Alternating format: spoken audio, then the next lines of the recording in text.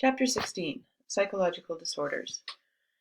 This chapter covers 7 different categories of psychological disorders, namely anxiety disorders, mood disorders, somatic symptom disorders, dissociative disorders, schizophrenia, personality disorders, and then finally disorders of childhood and old age.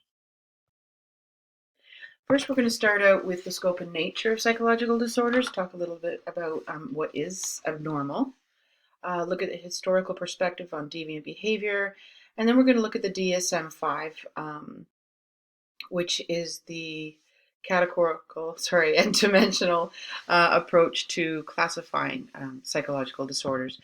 So this first video, we will cover parts 1, 2, and 3, and then get into the actual psychological disorders in the next video. First, the scope of psychological disorders and mental disorders. The text starts out by offering some statistics on that, just to get an idea of how pervasive it is. At any time, 1 in 5 Canadians will suffer from a diagnosable mental disorder.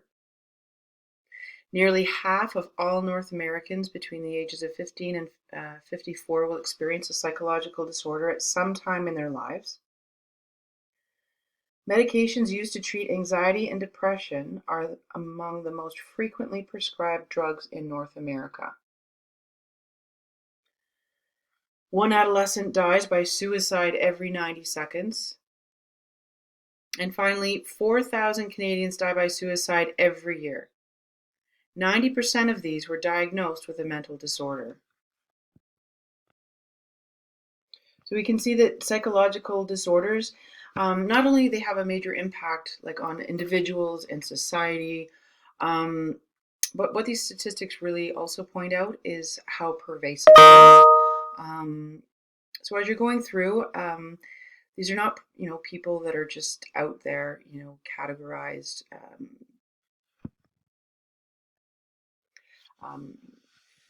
with a mental disorder on the DSM-5. These are friends, these are sisters, families, brothers. These are people, and more, these are people that are immediately around us. So first, what is abnormal? Defining what is abnormal depends on many different things, and there's many different measures that we could apply, and many different measures that people do apply. For example, the personal values of a given diagnostician. Sometimes it depends which doctor you see. Some doctors will see something as abnormal and needing further insight, and other doctors will see it as maybe some different behavior, but not worth, or not needing more investigation. The expectations of a culture in which a person currently lives. Cultural rules and expectations may dictate what's normal and abnormal. The expectations of a person's culture of origin, where they came from. People's general assumptions about nature, about human nature. What do people generally assume is normal or unnormal? Quite subjective. Then we get a little more specific, such as statistical deviation from the norm. And then finally, the last one, harmfulness, suffering, or impairment. Number 6 in your text, says distress, dysfunction, and deviance, which we're going to see here on the next slide. Here we go. So commonly, these are considered the standard by which we here judge whether a behavior is abnormal or not. If the behavior is or feelings are distressful to that person, if it is dysfunctional for that person or society, or if the behavior or thoughts are deviant and violate social norms. Simply having one of these, if a behavior is stressing to yourself or thoughts are distressing to yourself, that alone is not enough necessarily to label that as abnormal, but probably more of a combination of 2 or 3 of these would do that. Thus, we can define abnormal behavior as behavior that is personally distressful, personally dysfunctional, and or culturally deviant, that other people would judge that to be inappropriate or maladaptive. Shortly, we're going to talk about the DSM-5. That's the different categories of psychological disorders and all the rules and criteria for establishing where someone might lie on the continuum. There are over 300 disorders in the DSM-5, and you can see on page 612, there's a sample of 9 of the major diagnostic categories that are in the DSM-5. Before we get into the DSM-5, let's take a little look at the historical perspectives on deviant behavior. So psychological disorders and mental disorders, they're talked about very much today and pervasive in all discussions and everything we do. It's not a new thing, right? Mental disorders and psychological disorders have been documented all throughout history. The text talks a little bit about Mozart showing paranoid symptoms, Abraham Lincoln showing bouts of depression, Winston Churchill also depression. Howie Mandel is fairly well known for his OCD, his obsession with germs. He's done several videos on that. He's been on talk shows. He's been very open about that. Cameron Diaz, I did not know that, but Cameron Diaz also has issues with OCD and avoiding germs and whatnot. So there's been tons that's just coming more and more to the front line, and then probably also just with, I don't want to say reduced stigma, attempting to reduce stigma, it's still out there, is making it more and more okay for people to come forward, or they feel that it's okay for them to come forward, and we're seeing a lot more. Traditionally, like throughout history,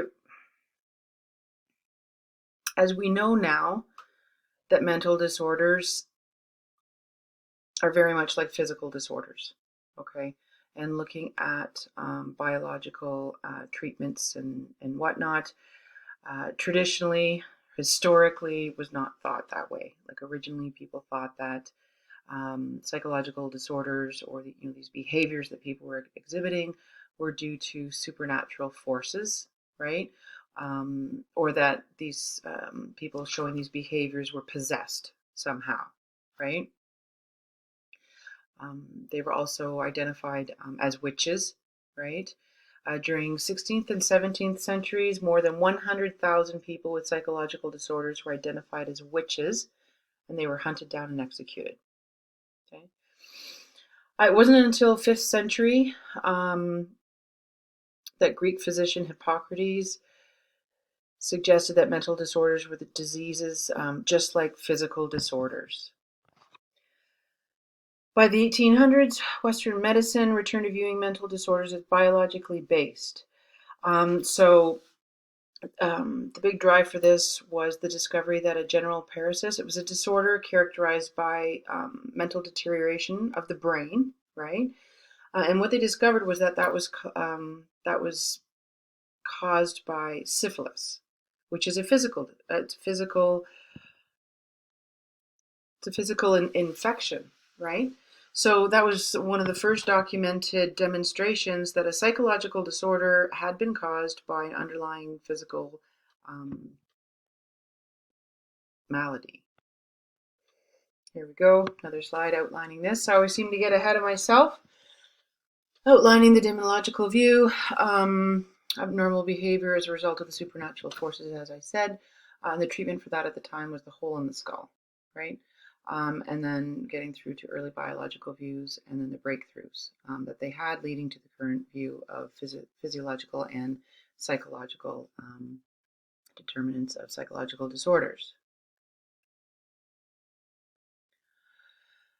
So you see there's Freud at the bottom here. Of course, Freud jumps in and starts to discuss and explore the psychological interpretation of disordered behaviors with his psychodynamic theories. That sort of moved people along the different areas coming in, trying to look at cultural factors, biological, psychological, environmental, all the different causes of psychological disorders. Today, the prominent model is the vulnerability stress model. That, before I get ahead again, is on this next slide, called the diathesis stress model. So this model attributes behavior disorders to an interaction between personality vulnerability factors and life stressors. So vulnerability factors here on the left, they can have a biological basis, such as our genotype, neurotransmitters, neurons, whatnot. They could be personality factors, psychological traits, previous maladaptive learning, low social support. So all of us could have some degree of underlying vulnerability factor, right? But the vulnerability, it's only part of it. In order that it could just be sitting there dormant, and then only really come out when there's a great stressor in the environment. So, for example, somebody who has a genetic predisposition for, say, depression, okay, it may or may not come out sometime in their life. It is more likely to come out if that person is faced with a significant stressor in their life, right? So, and that could be, as the model indicates here, economic adversity, environmental trauma, interpersonal stresses or losses, occupational setbacks, or demands. So this model comes together to sort of incorporate biological, psychological, and environmental aspects of psychological disorder and how they all interact. As we said before, they can interact and actually result in a psychological disorder, or depending on the contribution of each, not end up in a psychological disorder. But it does give us a reliable model from which to work with.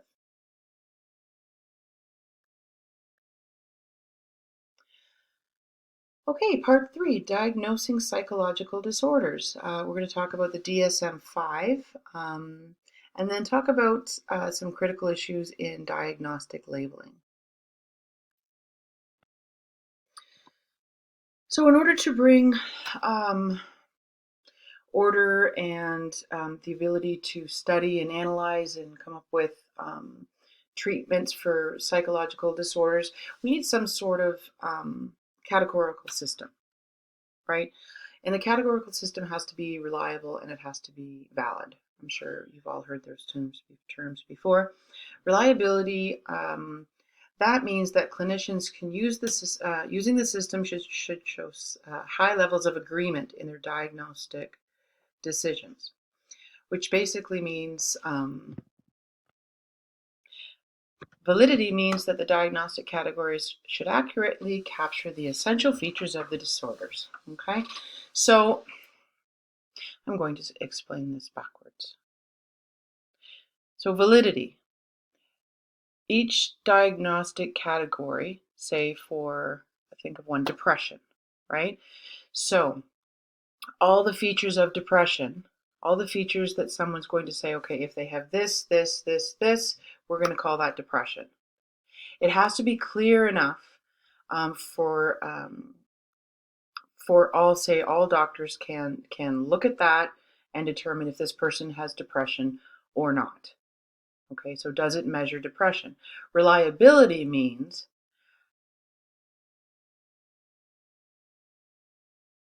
that the criteria is laid out so clearly in terms of validity that all doctors agree that this person has depression and this person does not have depression based on the criteria, if that makes sense. So the DSM-5. The DSM-5 It is the most widely used diagnostic classification system in North America. So it contains a detailed list of behaviors that must be present for each of the diagnoses that's in it, right? There's 5 axes or dimensions, and they assess both personal and life situations that you're going to see in the next slide here.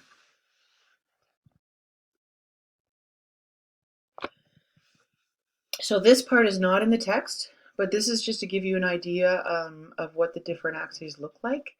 So axis 1 is clinical symptoms, such as depression, schizophrenia, social phobia. Axis 2, developmental and personality disorders. For example, autism, intellectual disabilities, personality disorders. Axis 3 is physical conditions, brain injury, HIV, AIDS that can result in symptoms from mental illness. Axis 4, severity of psychosocial stressors, death of a loved one, starting a new job, college, whatnot. And then on axis 5, the highest level of functioning, the level of functioning both present at the time and the highest level of functioning within 1 year. You may be wondering what the link is here, right? Because we started talking about the DSM-5 and the different categories, and they're laid out in the textbook. And then we're talking about these axes. Well, the reason the axes are there is because these categories, they're laid out so clearly to increase validity and reliability. You've got all these categories, and they're so rigid that a lot of people simply don't fit perfectly into each of them, right? So what has been proposed is introducing this additional dimensional system, which more has the perspective that psychological disorders are extensions. Sometimes they're along a continuum, right? They're just an extension in severity as opposed to being something categorically different. So the DSM-5, it still retains the different categories, but then having these axes, they allow the diagnostician to rate the presence or the severity of different symptoms and personality characteristics. One example of where it's really important, or you have to be able to consider the severity of the symptoms, is personality disorders. And there is a figure on page 616 that shows this. The DSM-5 task force proposed 6 basic personality dimensions with high ratings indicating greater psychological impairment. So here we can see which of these personality trait dimensions are most predominantly involved in borderline and antisocial psychopathic personality types. So for example, of the 6 personality dimensions, sorry for the disruption there, folks. So anyways, personality trait dimension. So we've got negative emotionality, schizotypy, disinhibition, introversion, antagonism, and compulsivity.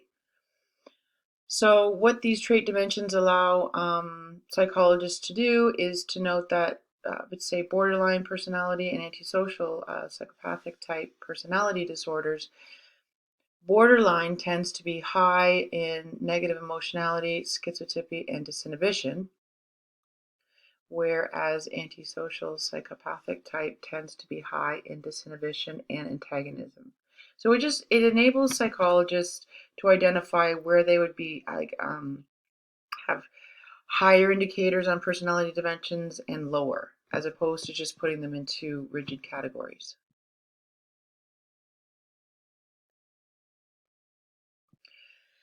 And lastly, in diagnosing psychological disorders, just kind of talk a little bit about the critical issues in diagnostic labeling. Labels do have important personal, social, and legal consequences. To start, social and personal, sometimes it becomes too easy to accept the label as a description of the individual. So as soon as someone is, say, diagnosed with anxiety or with depression, then instead of that person just being, John or Rebecca or whatnot, now they're sort of coupled with this label, right? Um, and that person may come to accept that label. It's part of their identity, right? It may sort of extend even to expected roles and outlook of how somebody with depression and anxiety is expected to act in certain situations, um, and how things in the future are going to look based on that label. Right? Legal consequences, involuntary commitment, loss of civic rights, indefinite detainment, competency, state of mind. Going forward, if you're diagnosed with a psychological disorder, that can affect in the future, like your state of mind at certain instances in your life, including like judicial hearings, right? State of mind at the time the crime was committed. There's lots of different issues with diagnosing and having that label.